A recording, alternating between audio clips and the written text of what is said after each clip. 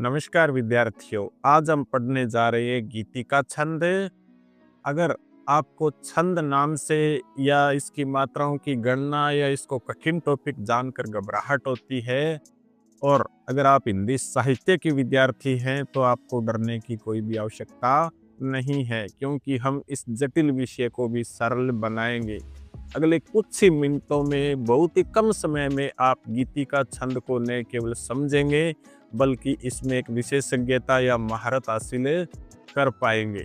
तो सबसे पहले कि गीति का छंद क्या है। यह एक सममात्रिक छंद है, यानी इसके प्रत्येक चरण में मात्राओं की संख्या एक समान होती है। अगर इसकी पहचान के या मुख्य लक्षणों की बात करें तो पहला लक्षण इसमें यह है कि इसमें 4 पंक्तियां या 4 चरण होते हैं। जरूरी नहीं है चारों चरणों को 4 पंक्तियों में लिखें, हो सकता है हम इनको 2 पंक्तियों में भी आपको लगभग ये लिखा हुआ मिलेगा।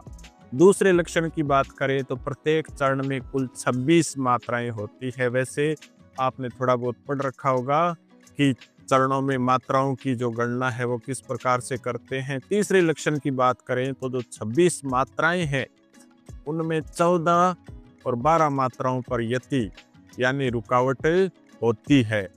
चौथे लक्षण की बात करें तो चरण के अंत में लघु गुरु जो वर्ण है वो आवश्यक रूप से आने ही चाहिए। अगर गीतिका के गणित की बात करें यानी मात्राएं कैसी होती है, तो जैसा मैंने आपको बता दिया कि 14 + 12 यानी पहली यति 14 मात्रा पर और दूसरी 12 मात्रा पर, कुल योग हो गया एक चरण में मात्राओं का 26। इसी प्रकार से मात्रा के गणना के नियम आपने पढ़ रखे होंगे। वैसे तो इसका अलग वीडियो है हमारे चैनल पे, वो देख सकते हैं कि जो लघु वर्ण होते हैं कुल अपने जो स्वर होते हैं उनकी मात्रा मानी जाती है। कुल 11 स्वर हिंदी में माने गए हैं। तो जो ए, ई, उ और री, ये 4 स्वर ऐसे हैं जिनकी मात्रा लघु यानी छोटी मानी गई है। दीर्घ या गुरु मात्रा वाले 7 वर्ण या स्वर है, जिसमें आ, ई, उ, ए, ऐ, ओ और औ यानी अनुस्वार और दीर्घ वर्णों को गुरु यानी इसकी मात्राएं 2-2 मानी जाती है या गिनी जाती है।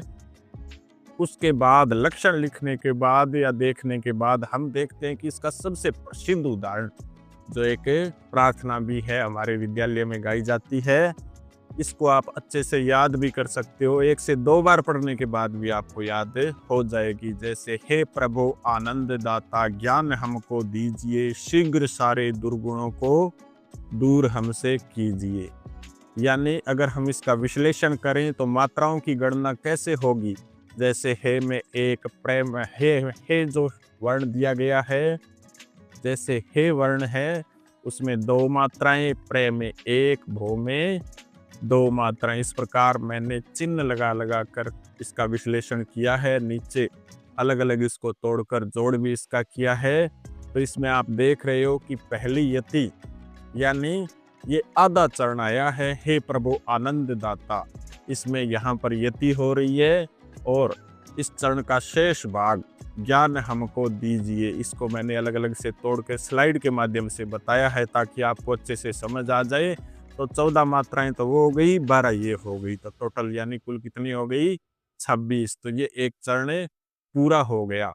और पूर्ण सत्यापन आप इसको किस प्रकार से करेंगे, तो 14 + 12 यानी 26 मात्राएं और अंत में आप देखिए दीजिए में जी यानी छोटी मात्रा आ रही है और ये बड़ी मात्रा आ रही है। तो अंत में लघु गुरु का नियम है वो भी यहाँ पर पूरा होता है।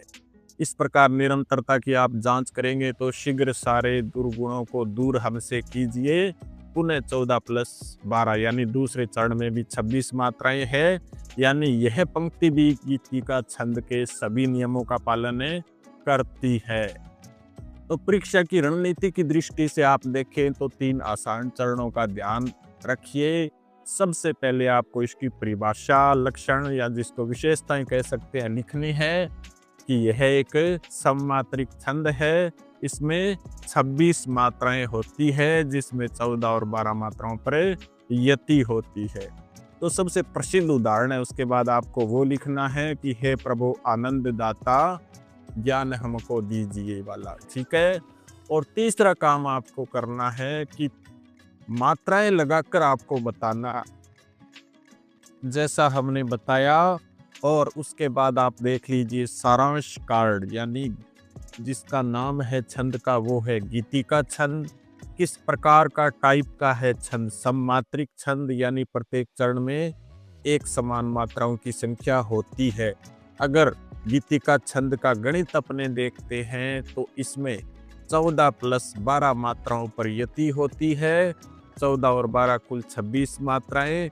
और प्रत्येक चरण के अंत में लघु और गुरु वर्ण आता है। अगर उदाहरण की बात करें तो जो सबसे प्रसिद्ध उदाहरण है वो आपको देना। हे प्रभु आनंद दाता ज्ञान हमको दीजिए, शीघ्र सारे दुर्गुणों को दूर हमसे कीजिए। अब एक सवाल आपके लिए, जैसे हमने गीतिका छंद पढ़ा जिसमें 26 मात्राएं होती है, अगला टॉपिक हमारा रहेगा हरि गीतिका छंद। तो आप मुझे कमेंट में बताइए कि हरि गीतिका छंद के प्रत्येक चरण में कितनी मात्राएं होती है, और बार बार आप इसका अभ्यास कीजिए। अगले वीडियो में जो शीघ्र ही आपको मिलेगा उसमें गीतिका छंद से आपको 10 MCQs मिलेंगे। बहुत ही अच्छा आप अभ्यास उनसे कर सकते हैं। वो वीडियो आप जरूर देखिए। अगर ये वीडियो आपको पसंद आया तो वीडियो को लाइक करें, अपने मित्रों के साथ शेयर करें और चैनल को सब्सक्राइब करें। जय हिंद।